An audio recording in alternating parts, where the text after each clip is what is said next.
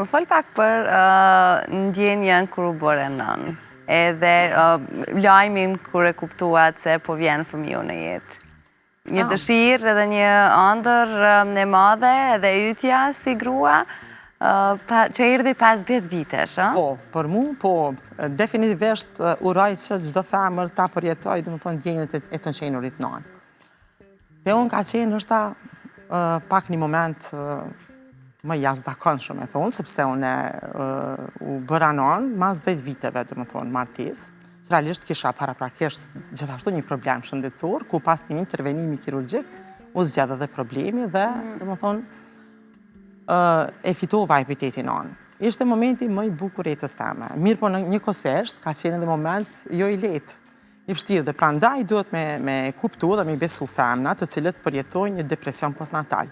Sepse sinqerisht, kur kiti para vetës, një foshnjë të vogël, me një peshë, domethënë shumë të vogël, edhe i bën pyetje vetës ndoshta me frikë që a do t'jem ajo që do të mund të kujdesem domethënë për to, ose kur do të rritet ky personi. Ç'a të bëj tash me to?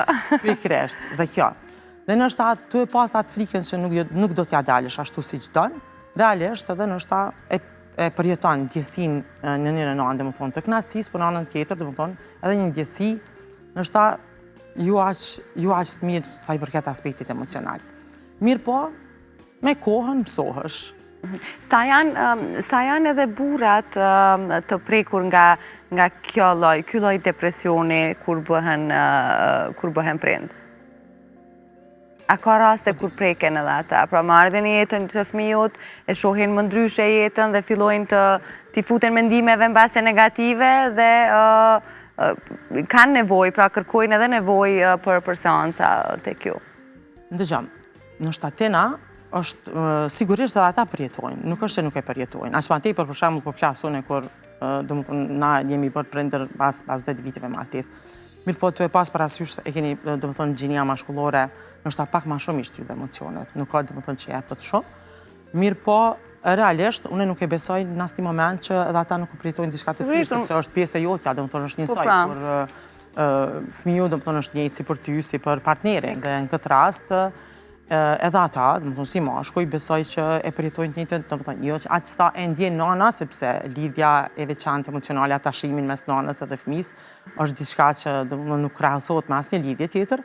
Mirë po, nuk do të thotë që nuk e ndjejnë edhe ata. Besoj që domethënë ata mashkujt, ma mirë do të m'ja bëj pyetje mashkujve, se besoj që nuk është ndjesi domethënë e lehtë, është ndjesi e bukur, po në anën tjetër domethënë gjithashtu edhe epiteti baba, në këtë rast, domethënë t'jap ty përgjegjësi që duhesh me qenë në një farë mënyrë i përgatitur që me bëu më të mirën për fëmin. Mendon se të ka ndikuar profesioni në rritjen e fëmijët, se nuk po di ke vajzë apo djalë? Po, kam një vajzë dhe kam një djalë. Edhe një vajzë dhe një djalë, që të dy.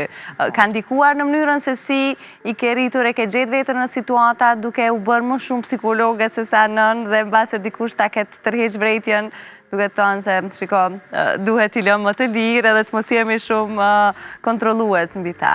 Jeme sinqert, unë po nista nga vetja ime, mendoj që edhe mendimi jam është kjo që